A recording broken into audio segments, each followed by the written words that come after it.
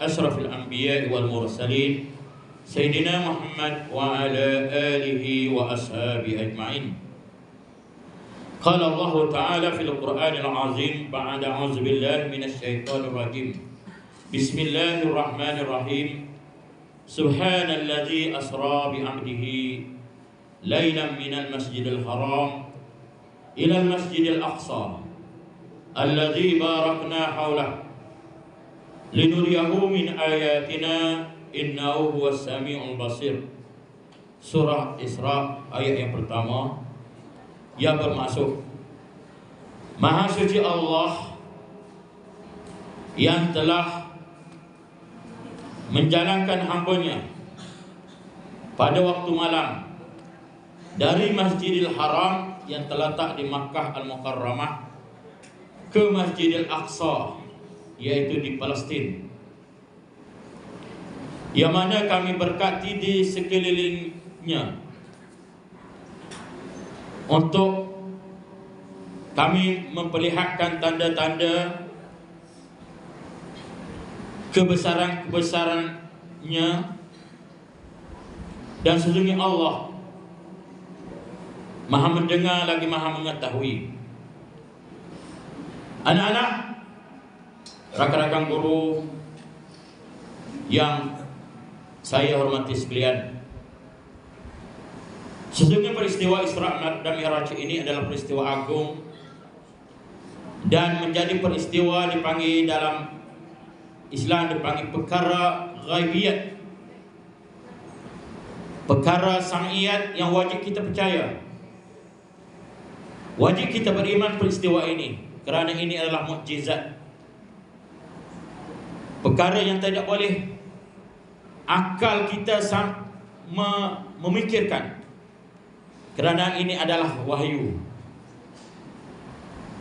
Perjalanan Nabi sallallahu alaihi wasallam bermula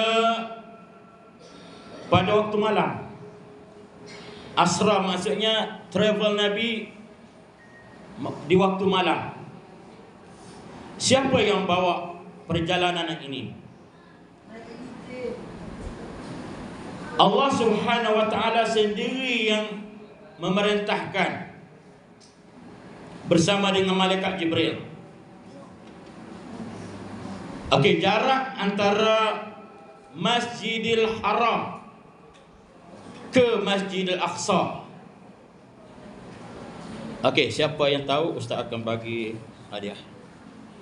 Hadiah berupa, ada tak? Tak ada duit. QR siapa ada QR? Tak bagi lah.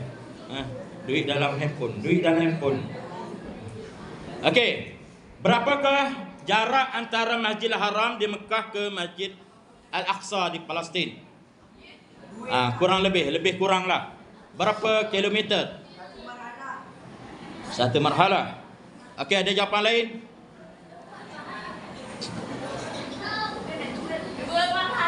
Dua marhalah. Berapa kilometer ni? Okey, ada? Cikgu Fadil? Ada nak jawab? Hadiah 5 ekor ikan apa? Ikan talpia. Sedang digoreng di kantin. Nanti makan lepas ni. Okey. Jarak antara tak ada jawapan. Siapa tak ada jawapannya? Cikgu boleh. Jawab boleh. QR terus. Hadiah dia. Okey. Jarak lebih kurang 1,450 kilometer. Itu yang tercatat dalam buku yang Ustaz baca. Okey. Perjalanan Nabi sallallahu alaihi wasallam itu adalah, oleh kerana masa kita tak panjang, ada aktiviti lagi selepas ini. Tak dengar? Okey. Ada aktiviti lagi selepas ini, jadi Ustaz akan ringkaskan.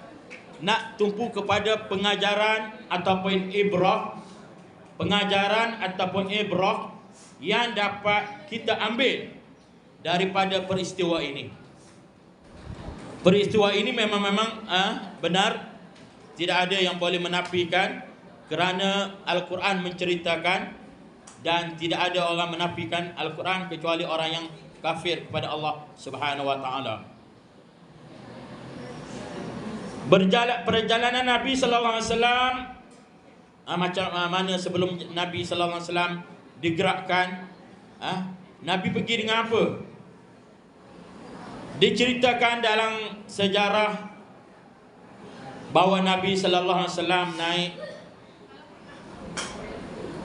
dipanggil buraq. Transport Nabi, pengangkutan Nabi dipanggil buraq. Buraq ini ialah haiwan yang Allah Ta'ala datangkan dari surga, dan haiwan diceritakan lebih besar sedikit daripada himar. Himar ni apa ni dalam bahasa Melayu ni? Himar dalam bahasa Melayu. Keldai. Bahasa Inggeris apa? Donkey. Keldai. Dan kurang lebih dipanggil bagal. Bagal ni, Ustaz nampak bagal ni besar sedikit daripada keldai tadi, kecil sedikit daripada kuda. Tak ada, kampung kita ni tak ada, di Selayang tak ada bagal. Jadi warnanya warna putih. Ini adalah transport yang Nabi sallallahu alaihi wasallam yang Allah Taala sediakan. Jaraknya lajunya sepantas kilat. Maksudnya kita tak sempat nak rakam sangat dah. Kalau kita buka pun lajunya macam mana kamu tengok kilat, begitulah masa yang tak boleh akal manusia nak terima. Perjalanan di waktu malam, tempoh lebih kurang 12 jam daripada Mekah ke Palestin. Sedangkan biasa ambil berapa hari? Dalam jarak 1450 km ni, 1500 km. Mungkin sekarang kena naik kapal terbang. Zaman Nabi adalah kenderaan unta ataupun kuda ataupun keldai sahaja. Memang dari sudut akal manusia tak boleh nak terima apabila Nabi cerita bahawa dia pergi malam tadi lepas Isyak, dia pergi ke Palestin di Masjid Al-Aqsa, dan balik semula sebelum subuh berada di Makkah ataupun di Masjidil Haram. Memang tak boleh nak terima. Ini adalah Allah Ta'ala sendiri yang pilih Nabi sallallahu alaihi wasallam. Dan apa sebenarnya Allah SWT ceritakan dalam di sebalik peristiwa Isra dan Mi'raj.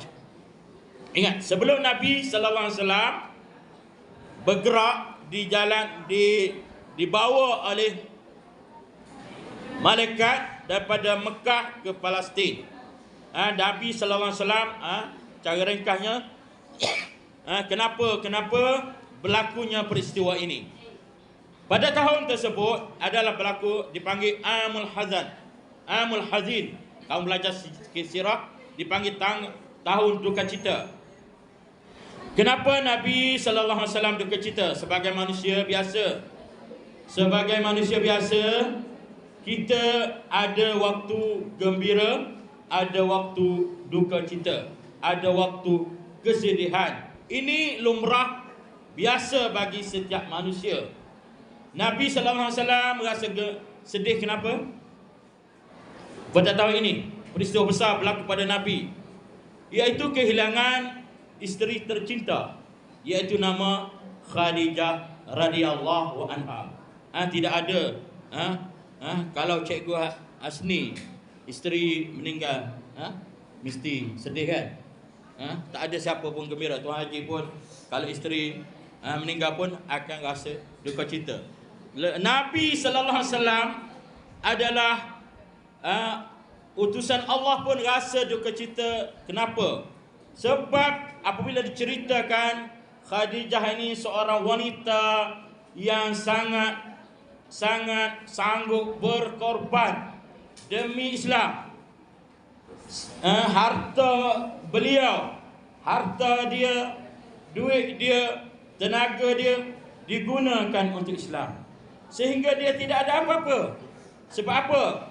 Infakkan, belanjakan untuk melihat Islam berkembang. Ini pengorbanan Sayyidatina Khadijah selaku isteri Rasulullah dalam perjuangan dakwah Nabi sallallahu alaihi wasallam. Sebab itu diabadikan Khadijah ini. Kadang-kadang orang letak telkung Khadijah, pasal Siti Khadijah, nak beritahu bahawa seorang wanita yang unggul, yang salihah, menjadi bidadari di syurga dan dijanjikan oleh Allah Subhanahu wa taala di syurga Allah, iaitu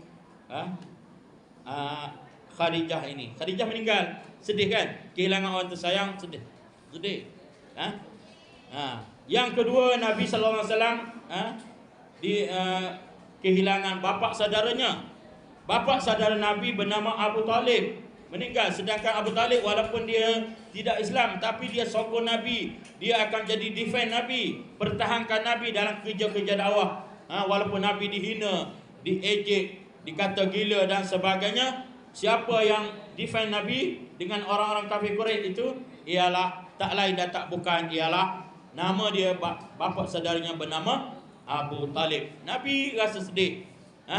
Jadi dalam bahasa moden dipanggil anxiety disorder.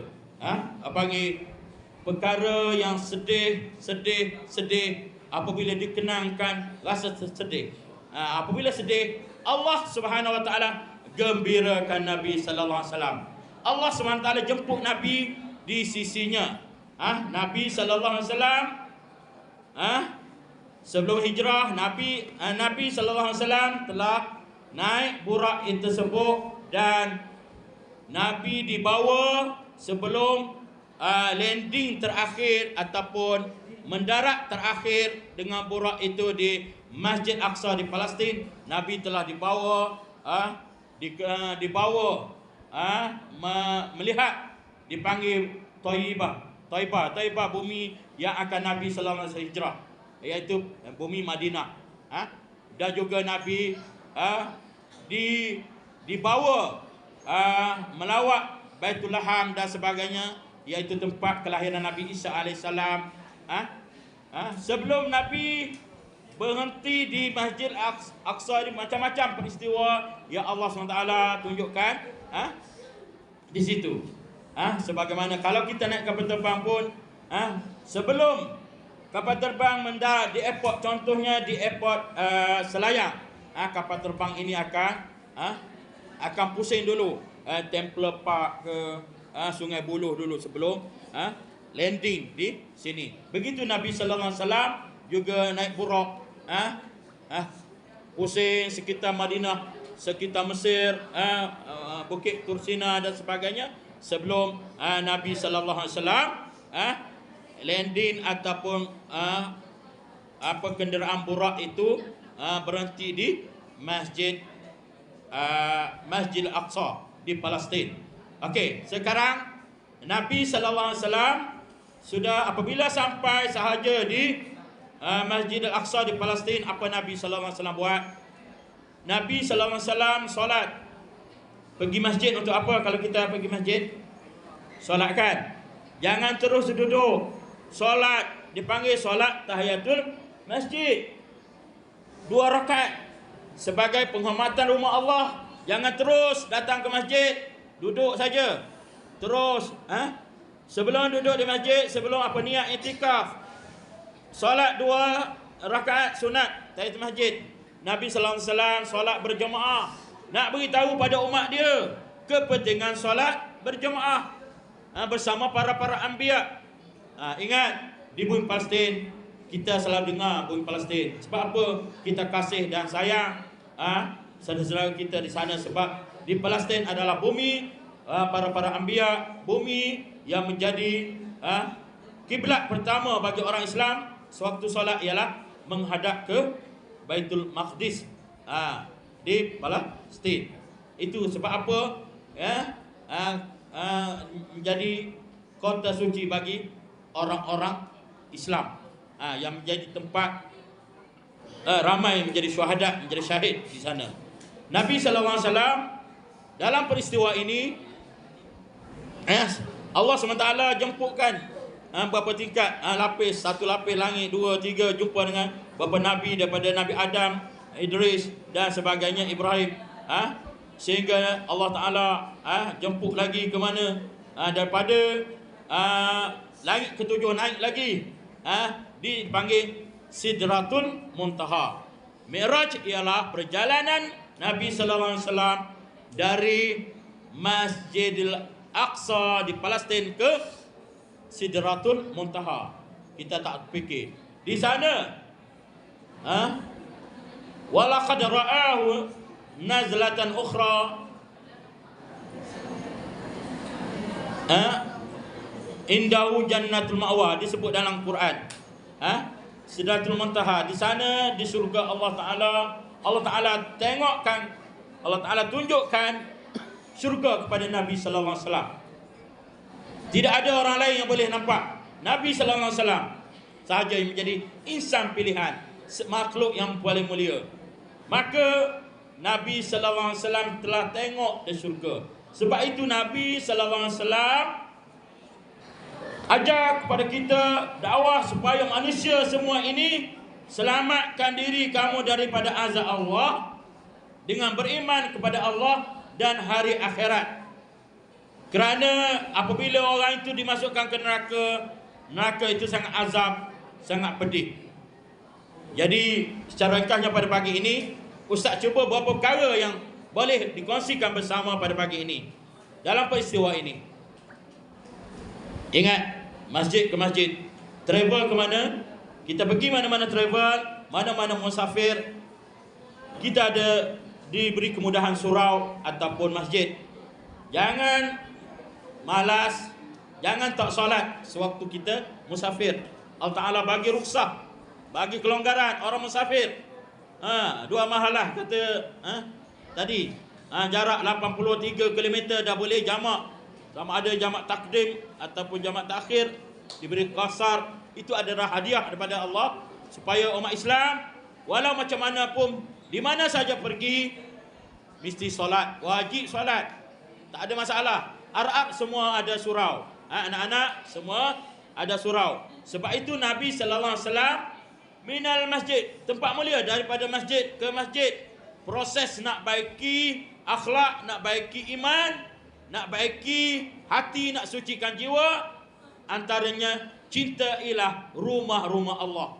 Cintailah rumah-rumah Allah yang ada di atas muka bumi ini. Masjid, surau, musalla dan sebagainya. Di dalam peristiwa ini Allah Subhanahu wa taala mewajibkan solat. Nabi sallallahu alaihi wasallam amalan-amalan lain, puasa dengan malaikat Jibril saja menyampaikan wahyu, zakat, haji. Tetapi dalam bab solat, dalam kewajipan solat, Nabi dijemput sendiri berjumpa dengan Allah SWT direct untuk terima perkara yang besar, perkara yang agung, iaitu amalan kita tentang solat. Sebab solat inilah yang membaiki kehidupan, sama ada dia nak jadi baik atau jahat. Orang nak jadi jahat, dia tak solat. Orang nak jadi maksiat, dia tak solat. Orang yang solat, orang yang jaga perkara yang jahat. Inna salata tanha anil fahsya'i wal munkar. Sesungguhnya solat itu dapat mencegah daripada perkara yang keji dan munkar. Jadi ingat, paling kalau Allah Ta'ala pada mula-mulanya 50 kali sehari semalam, macam mana manusia umat akhir zaman 5 kali pun tak boleh lengkap, tak lengkap. Okey, ramai tak yang lengkap? Tadi ramai tak solat subuh? Ingat subuh ini lewat sikit sekarang kan, 6.15, 6.20 kan. Kemungkinan kamu naik bas terpaksa awal, ingat sampai ke sekolah masih gelap lagi. Buka lampu surau, ambil wuduk, tak ada hantu, insya-Allah. Tak ada hantu. Datang sampai ke sekolah, yang tak solat boleh ambil wuduk, pergi solat kat surau, buka lampu. Sebab di awal tahun kebiasaannya solat waktu subuh lewat, jadi kamu terpaksa naik van awal. Kemungkinan jangan tak solat. Tak ada alasan, tak ada jangan tak solat. Ada yang tak solat tadi subuh. Malu nak angkat tangan, tak apa. Jangan tak solat. Ini adalah pengajaran yang boleh kita ambil daripada peristiwa Isra' dan Mi'raj, ialah tentang solat. Ingat, berapa kali?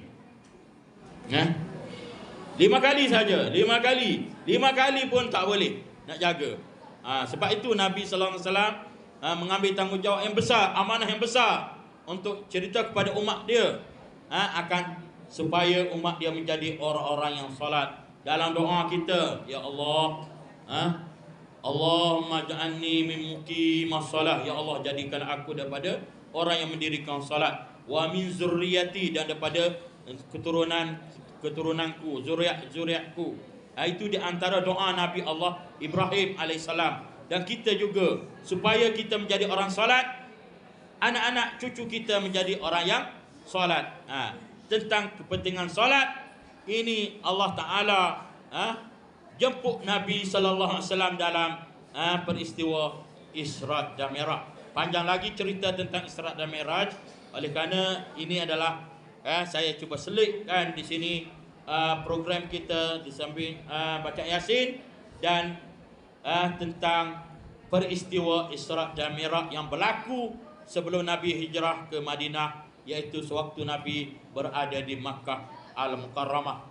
Peristiwa ini peristiwa yang dirakamkan dalam Al-Quran dan wajib kita percaya dan kita cuba memperingati peristiwa besar dalam Islam. Macam kita sambut Maulidur Rasul, nak ingat kelahiran Nabi, nuzul Al-Quran, nak ingat peristiwa turunkan Al-Quran pada bulan Ramadan, dan juga Isra' dan Mi'raj ini adalah untuk kita sama-sama imbas kembali memori kita supaya kita ingat. Kita akan baca banyak lagi. Kalau nak cerita tentang Isra' dan Mi'raj, tentu masa yang begitu panjang.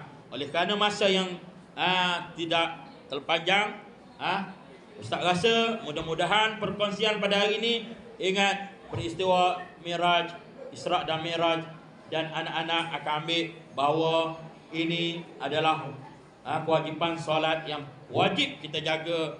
InsyaAllah menjadi anak-anak yang jaga solat, insyaAllah. Amin. Sekian tazkirah Isra' dan Mi'raj. Mudah-mudahan Allah SWT berkati, menafaatkan ilmu untuk kita menjadi dalam perjalanan menjadi orang-orang yang soleh dan solihah, insyaAllah. Sekian daripada Ustaz.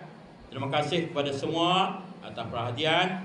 Semoga Allah Ta'ala berkati kita semua, insya-Allah. Sehingga kita berjumpa lagi. Kita ada lagi Jumaat akan datang, satu kali sebelum kita bercuti, iaitu hari Jumaat nanti kita ada majlis khatam Al-Quran tahun 6. Diharap semua datang pada hari tersebut. Kita sama-sama baca dan doa, insya-Allah. Wabillahi taufiq wal hidayah. Wassalamualaikum warahmatullahi wabarakatuh. Dan saya serahkan untuk guru yang bertugas selepas ini, dan kepada murid yang memegang, yang muslim yang pegang Yasin, sila kumpulkan Yasin kepada petugas daripada pengawas surau untuk letak dalam bakul ataupun toh yang disediakan. Tak payah bangun, kamu tenang-tenang saja berada dalam dewan ini.